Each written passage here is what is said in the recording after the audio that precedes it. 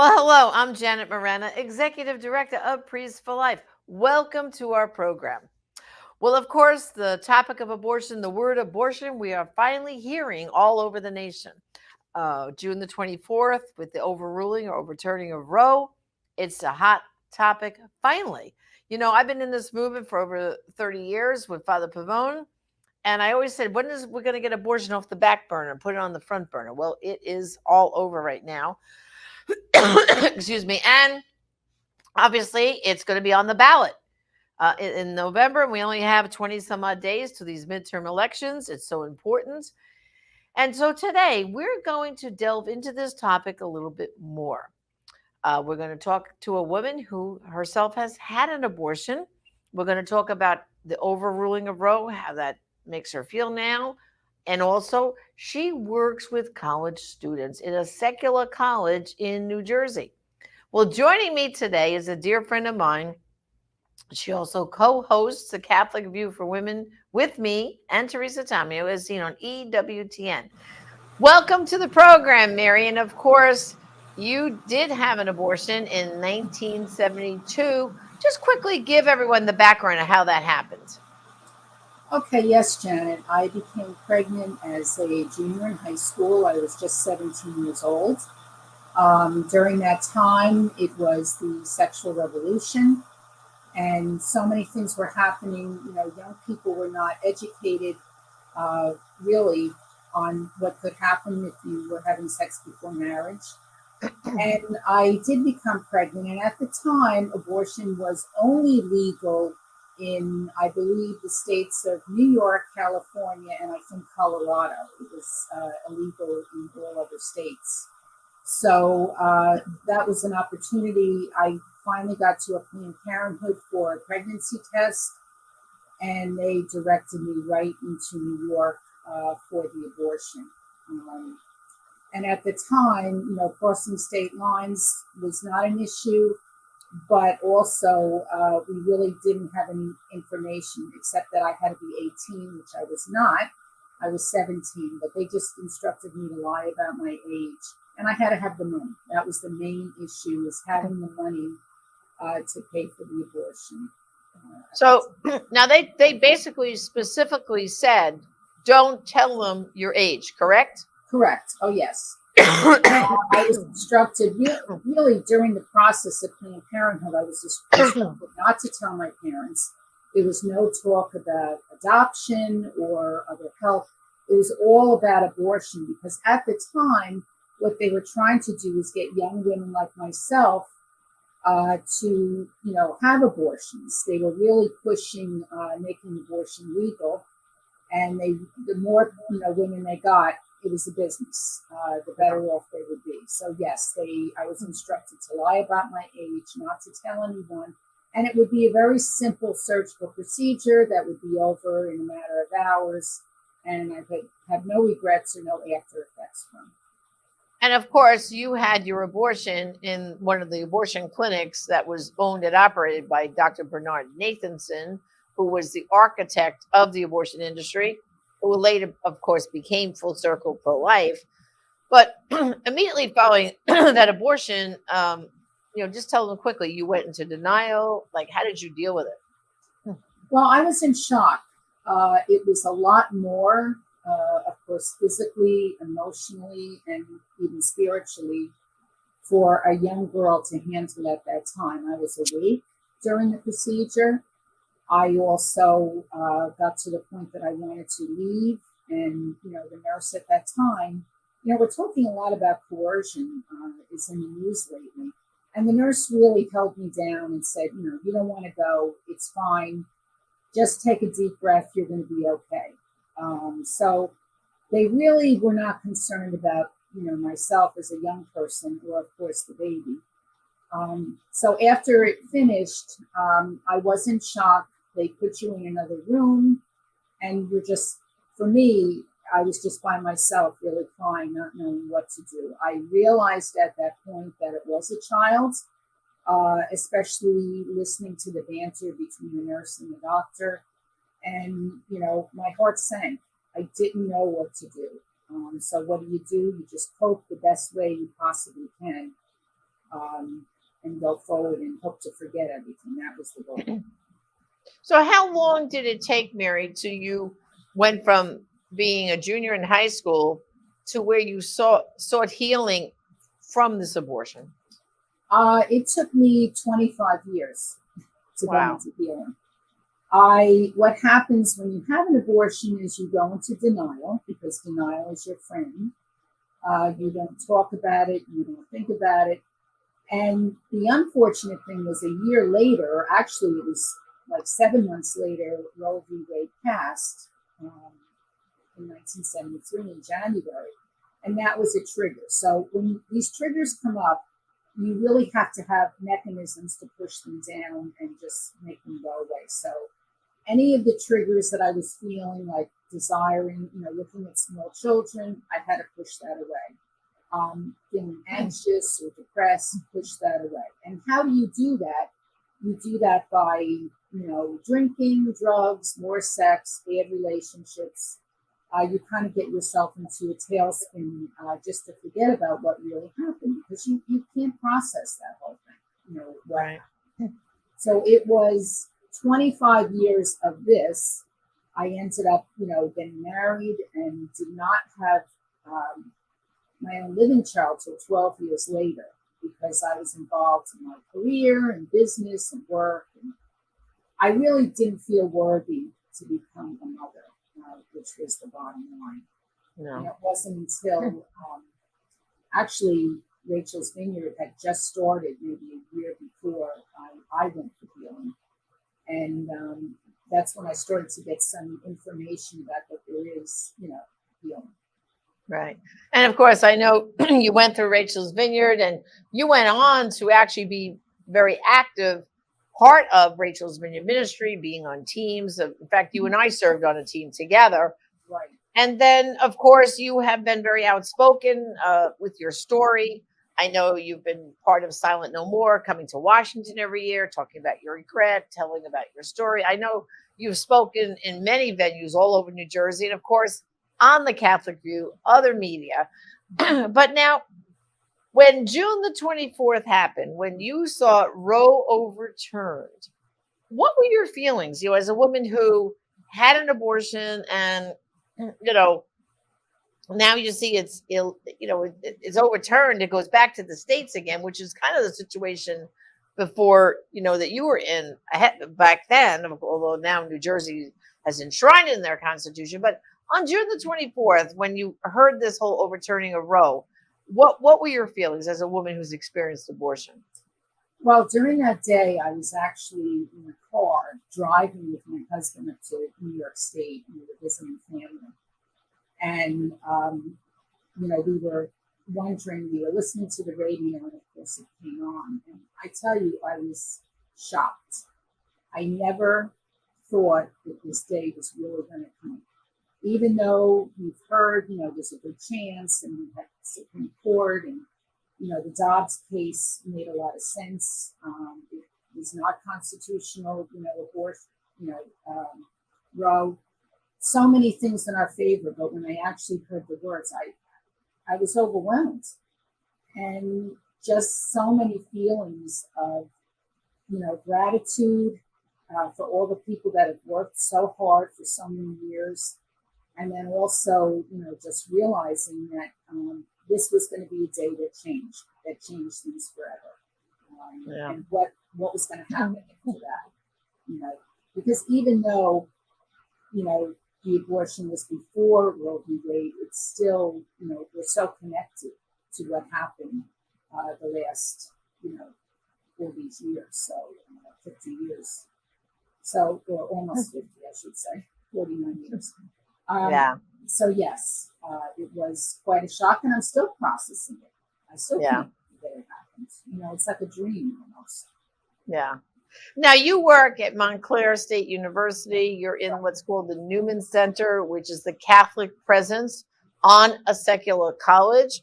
So when you came back to campus now this semester with the overturning of Roe, you're in the Catholic Newman Center, where the students are, supposed to be somewhat Catholic and know that abortion is against the teachings of the church. what was the feeling on campus just among the students from the Newman Center?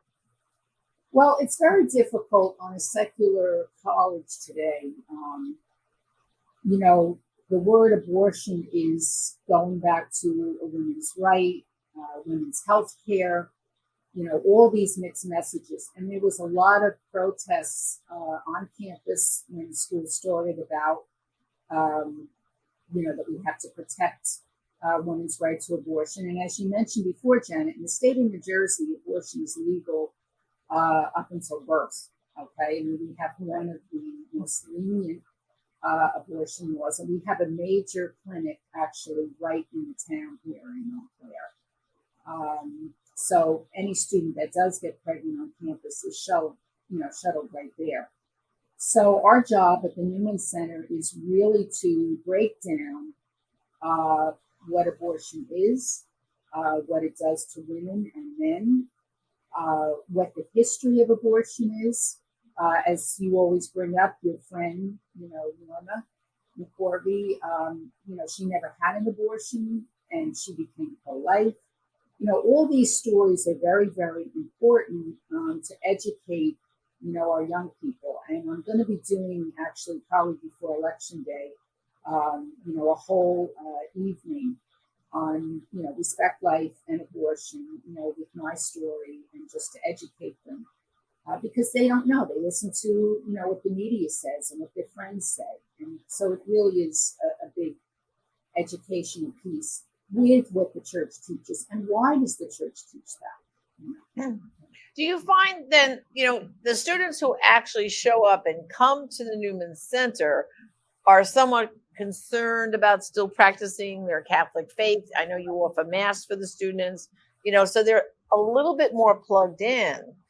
But what is it like for them when they're out in those classes with the other people on campus? Both, I'm sure a lot of the professors are very liberal, and, you know, like the challenge, I think, must be daunting to be a faith-filled Catholic student, to kind of like, you know, you're like the lamb being led to the slaughter out there between the other students who are very maybe liberal and the professors. So what's the feeling there?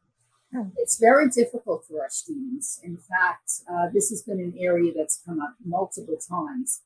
Even in politics, you know, if you have a different opinion of what is, you know, the university or, you know, things in general, the academia, what they promote, you really can't say it. That's why, you know, the whole freedom of speech thing is really an issue on the college campus that's very serious. So if you disagree, okay, you have the chance of not, you know, getting the right grade or being ostracized. So what happens with a lot of young people is they shut down. There are very few that can really stand up and say, no, I disagree. They shut down. And this has been, you know, something that the university, not just Montclair, but, you know, other universities have really ousted, you know, anybody else that has a second opinion. You can see if anybody comes pro-life to speak at a university, a lot of times they're shut down or canceled. You know, it's the cancel culture. So even though we would support our students 100% and really try to help them dialogue, it's very, very difficult. And that's why they come to the Newman Center, so they themselves can have a dialogue with each other. But it's, you know, kind of strength in numbers. But it's not easy today at all. Yeah. Well, I'll tell you, Mary, I don't know if you saw in the news, but the cancel culture on college campuses is so strong that here in Florida, just the other day, Senator Ben Sasse is retiring. He's not running again. And he's accepted a position as president of a Florida college here. And the students were protesting like crazy the idea that a conservative person was going to be head up their college, that he was going to bring his conservative values to campus. And they were going ballistic on campus. I mean, he didn't even show up to start the job yet. He has to finish out his term as senator, you know, so I guess he won't take office, you know, as president of this university till January. but they were already foaming at the mouth and protesting Senator Ben Sass. And I just heard that yesterday on the news. It's unbelievable, right? We've had many students within classes, and not just pro-life issues. I mean, even the whole gender thing, all of that. You cannot disagree. Okay, you can't say there are only two genders in man and woman. There's so many things that they really have been co-opted with, and they're afraid.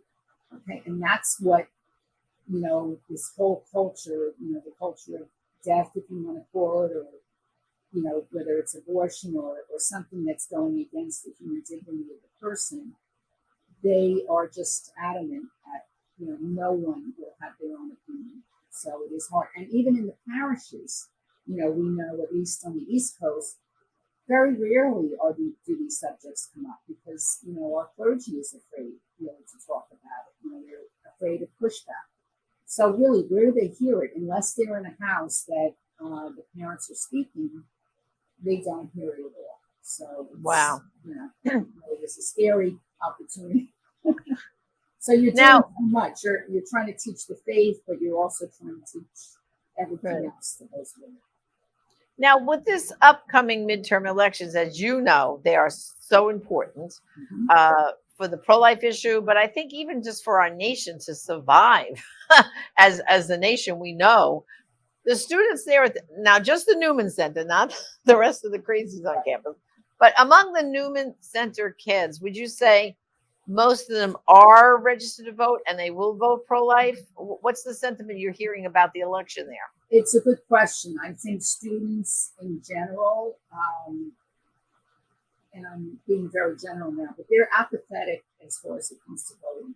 Okay, it's amazing how many students don't vote. They may be registered, but they don't vote. They really don't know the candidates or what they stand for, and they're kind of in the moment. With the pandemic, the last 2.5 years, it has really had a huge impact. Not just in people in general, but young people. There's a lot of fear. There's a lot of anxiety. There's a lot of depression. And I think students are just trying to survive each day. They're not even worrying about what's happening. They're not getting the information also what's happening in the United States. No one watches the news. If they look at something, it's online or TikTok or one of these chat rooms.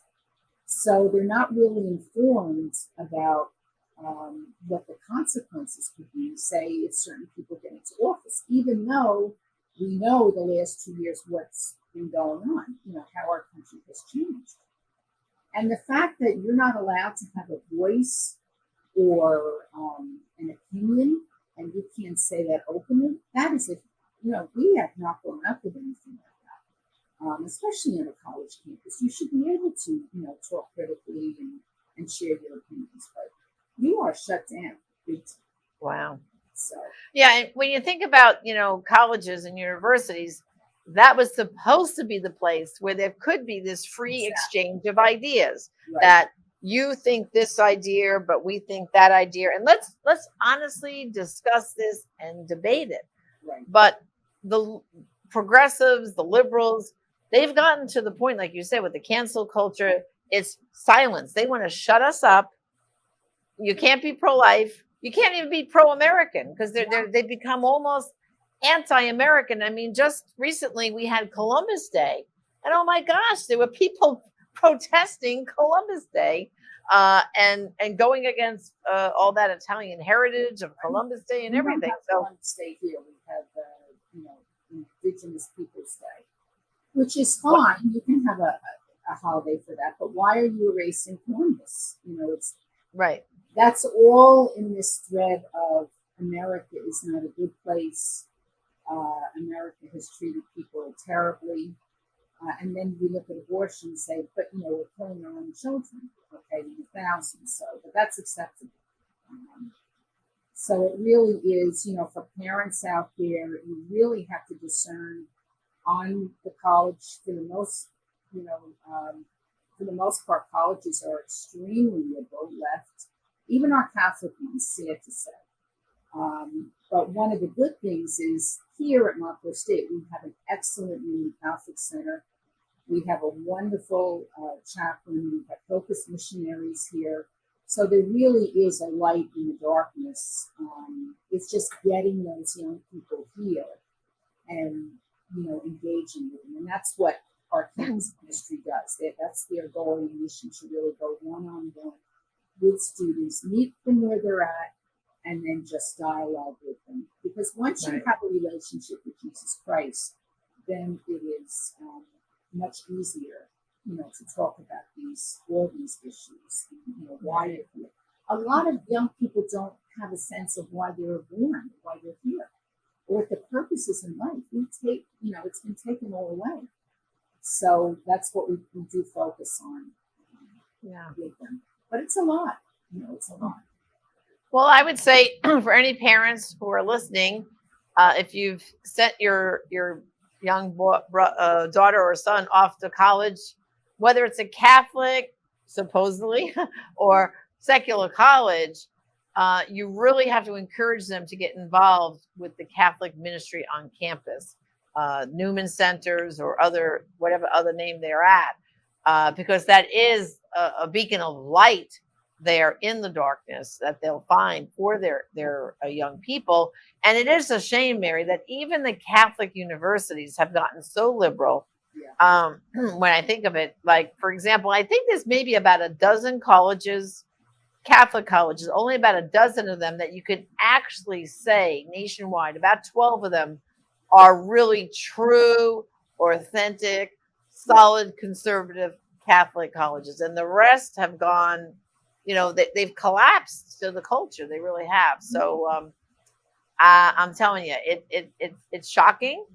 And parents have to beware. You just can't send your kids off to school and think, oh, they'll be fine. No, the attack is strong, right? It is extremely strong, and it's strong against the family, against parents, against our country. I mean, I would really be thinking twice, even sending my own daughter off. If she was that age anymore. There's something to be said by home study, and also, maybe going locally or a small college that you know what they're teaching. Because it's like they go for 4 years and they come out different people. And they're not happy. That's the thing that's most concerning. And we offer our students, we work with Catholic Psych, which is a Catholic, psychology institute, and we offer them, Catholic therapy, actually, because that's a lot different than, secular therapy. Of course, yeah. So, but, we do everything we can here to really help our students grow. And they don't always get the support from the families because, as we know today, families are broken in a lot of ways. Right. So it's a day in, day out mission. Well, Mary, I really want to thank you for joining me today. And of course, thank you to you and Father Jim there at the Montclair Newman Center. You guys are just holding tight and continue to spread that light in the darkness there. So thanks for all you do. God bless you. Thank you so much, Tina. Well, brothers and sisters, there are things you can do. For example, I want to highlight again my brand new book, Everything You Need to Know About Abortion for Teens and Adults, Young Adults. This book is very educational. It will really help the young people learn about this issue, learn the history of it, and then learn what abortion does to the baby and, of course, to the parents, the grandparents, the whole family. There's beautiful pictures inside. I can show you of the unborn child. That really a picture's worth 1,000 words. Just look at some of the pictures. And, of course, we're offering a special thing right now.